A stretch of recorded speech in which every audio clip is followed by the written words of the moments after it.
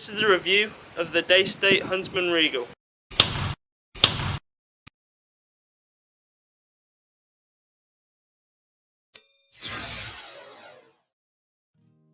First of all, I'm going to start off with the stock.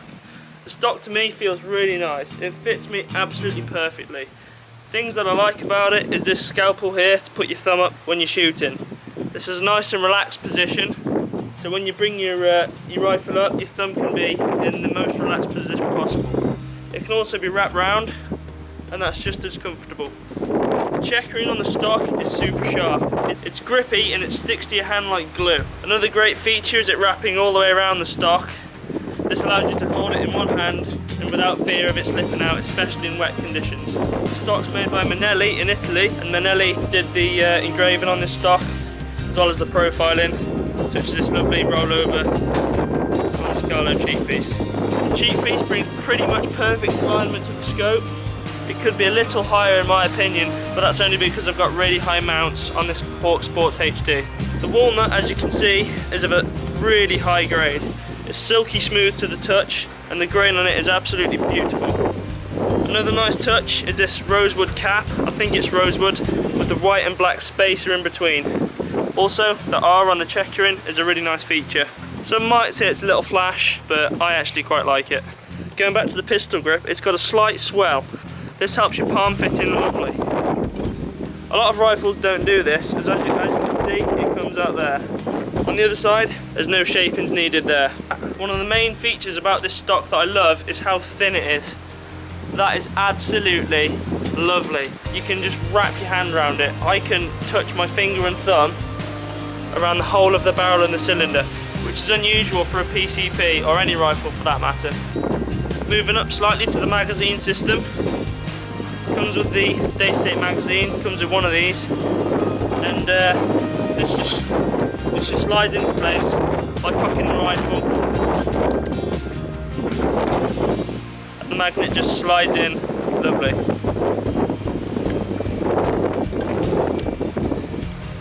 Do then push the bolt forward, let off the safety, and you're away. The bolt action is really smooth, accompanied with the 10-shot magazine. You can fire off shots quickly. If you wound an animal, you can get quick follow-up shots, which I have needed to do with this rifle once or twice. The bolt, for me, is of the perfect shape and profile. It's a nice size, which allows you to get a good grip, and there's no chance of slipping off. It's highly polished, which contradicts the rest of the rifle, which is nice and sleek and doesn't stand out, along with that trigger. I like the highly polished bit, but it could give you away in the field. Way to get around this is just to droop a bit of camo net over the scope to help concealment. There is a single shot tray available, and that just slides in the place of the magazine.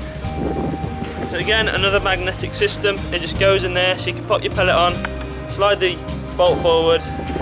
You can use that then for HFT and field target competitions. The safety catch is located behind the trigger. It's a plastic, some like this and some absolutely hate it. I've heard people say, why have a plastic trigger on a rifle as beautiful as this and costing upwards of £750? It is in the perfect position, but to be honest, that would have been nicer in maybe a sprayed red metal like the bolt. One thing I don't like about this magazine system is it doesn't have an anti-double load. That means that if you cock it, forget you've cocked it and cock it again, you'll load 2 pellets, and either you'll have to fire it off and hope that they both come out, or you'll have to clean it and try and poke them out with a cleaning rod. This is how quick it is to shoot and cycle the bolt and magazine. So I've got a pellet in there now.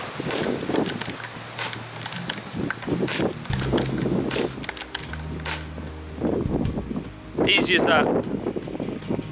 Magazine's out, the rifle's now safe. Overall, this rifle weighs less than your average cricket bat, which makes it ideal for junior shooters and women shooters, as well as obviously the adult male shooter. The lines on this rifle look absolutely superb. The cylinder being encased in this lovely stock makes it look a bit like a traditional hunting rifle. The old Huntsman didn't used to come out to here unless you specifically ordered the XL version, but all of the Regals now, I do believe, come out to here, so there's no option to get it fully encased in the stock. Bit of a shame, but to be honest, I think that looks quite nice as it is. Plus, you get a lot more shots. Speaking of more shots, this rifle has a upgraded titanium valve. Now, this valve is more efficient on air, which means you get more shots. I won't go into the technical bits because, to be honest, I'm not that polished up on my PCP mechanics, but I do know that it does give you more shots than the old valve. It's got a lovely black finish to it. I do prefer blue in, but this black is really nice. This won't rust like blue in will, and it doesn't really even need a wipe down after each use. It's slightly texturized, which makes it nice and matte, which will also help concealment in the field when hunted for pigeons. This rifle's a 230 bar fill, as shown on this pressure gauge. It goes up to 250, and this can lead some people to think, oh, it says 250, so let's fill it up to 250. No, that's the wrong thing to do. It's 230. The owner of this rifle filled it up to 250, and now it's got a slight leak because the seals have expanded so much and it just can't contain the air anymore. So 230, not 250. The best pellets I found through this rifle were the Daystate Sovereigns. The Falcons also did really well through this rifle, which you'll see later in the pellet test. You get 90 shots per fill because of this larger cylinder and the titanium valve, which is enough for anyone to go hunting in the field. That's 9 magazines worth, and I've never shot that much in one hunting outing. This rifle does equally suit in the HFT world and the hunting world. Field target is not so much seen, but if you put a nice new stock on this, it would do just fine. A 1/2 inch UNF thread is found at the end of the muzzle. Fitting a Viroax silencer or an Airstream silencer would rapidly reduce muzzle crack, as there is a bit of a pop when this rifle goes off. Filling the Regal is a dream. Just pop off the end cap and slide on the adapter provided.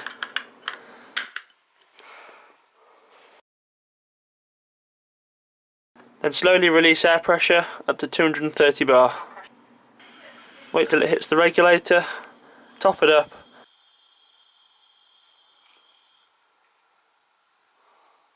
and then bleed out the excess air from the whip.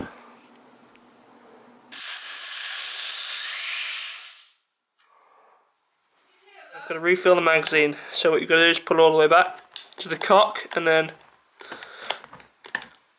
you can just slide the magazine out. Push it in until it's seated.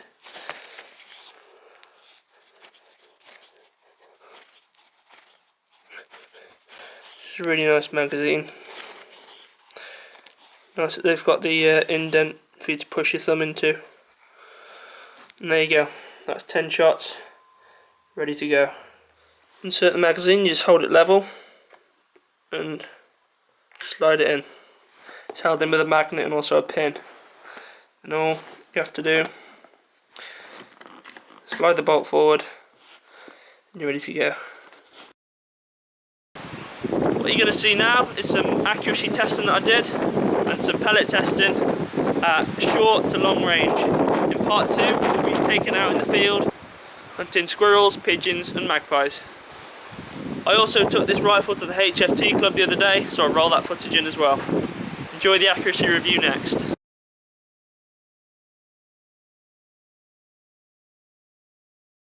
This is part 2 now of the Daystate Regal review.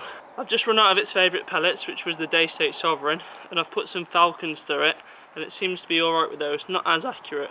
But I'm going to just have a quick test now at an estimated 60 yards, I'll laser it in a minute, just to see what the group size is like at range.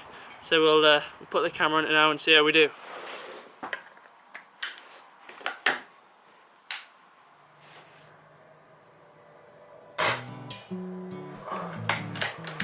That one bad.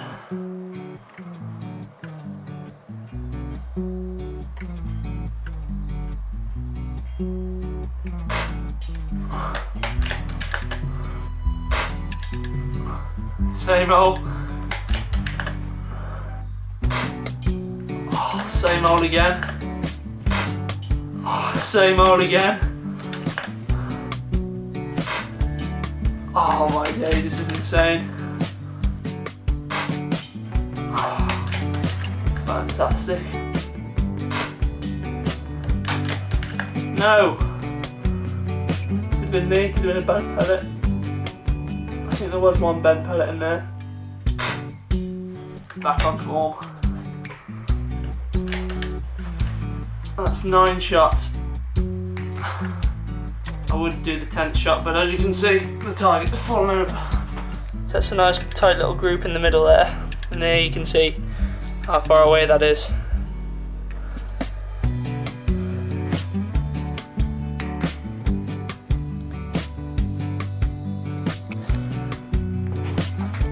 Pretty good stuff. Let's go and have a look at it. Let's have a little analysis of this target then.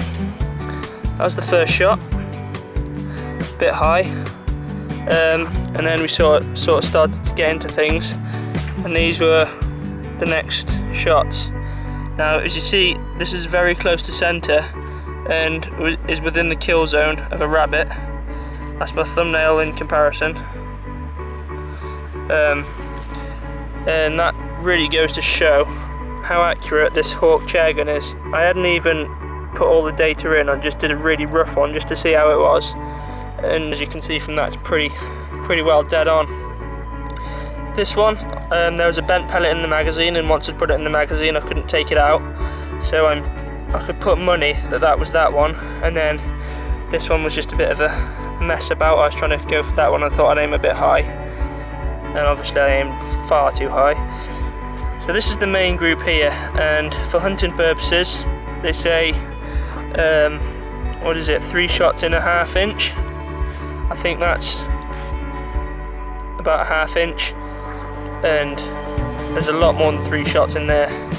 There's 10 shots in the magazine, -4, that's 6. So 6 shots in there, in my book, is good enough for hunting. So with this now equipped, I'm going to go out and see if I can bag myself some quarry. Really pleased with that.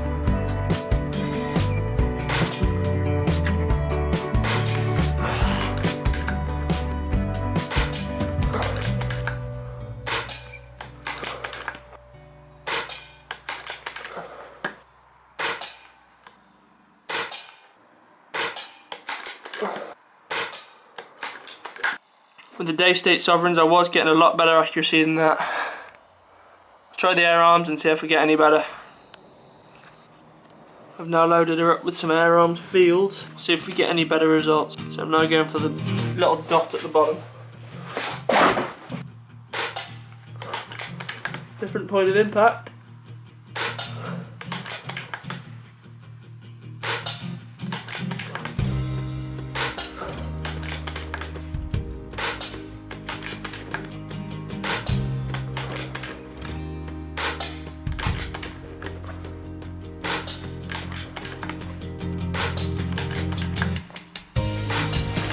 Two groups side by side.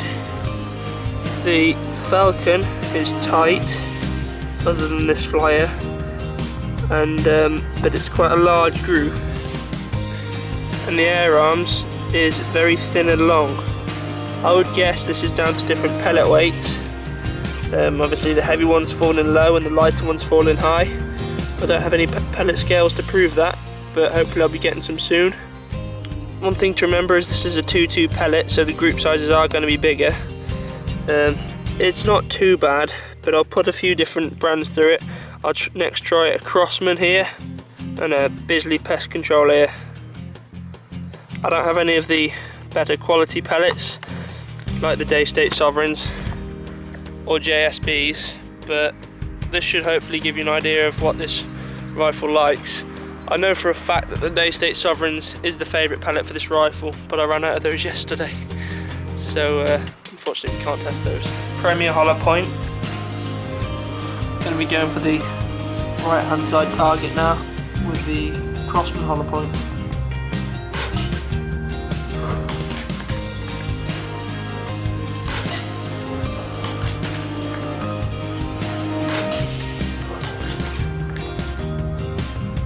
Going to move the target because it's come off centre. Squared back up again now. You can see you got two pellets in one hole and one flyer. 3 pellets in the hole.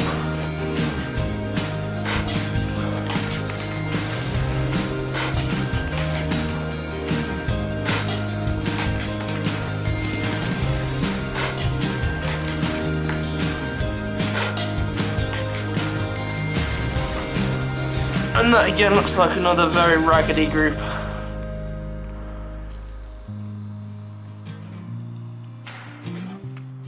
the Huntsman group then, and that's pretty big. There's a lot of paper tear there, but even without the paper tear I think that group would be big. So far this rifle, this particular rifle, I'm not saying all Regals are pellet fussy, but this one does seem to be very pellet fussy. Now I'll try the Bisley pest control. This is a pellet that I haven't tried before as well. That's the lid. And looking at this pellet, to be honest, I don't hold that much hope. It's a pretty irregular shape. It doesn't look very aerodynamic. I'd be very surprised if this groups well. Going for the target, far left. And this will be very interesting. Oh wow. Wow. That was not expected. 4 mil dots low, 3 to the right. Good grief.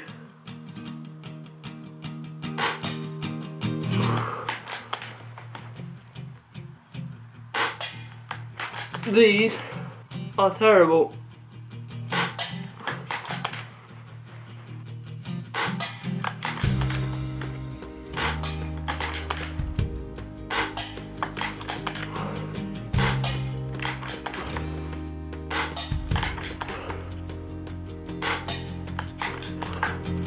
I can definitely say they're the worst. Phew!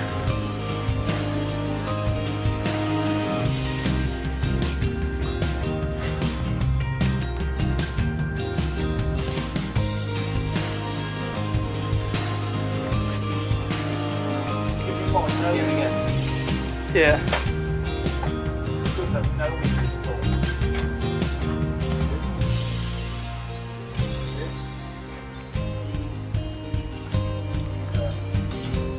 Have a shot at the bottom. One of the bottom ones, you'll have a look. You'll see it when I start shooting it.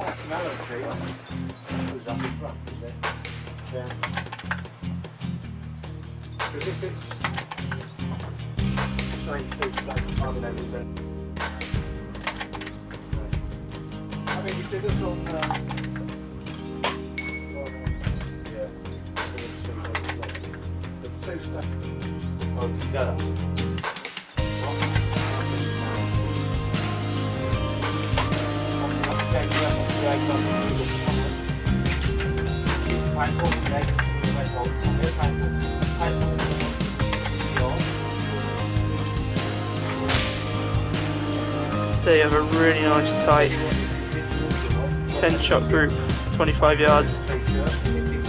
Very impressed with the Daystate Sovereigns.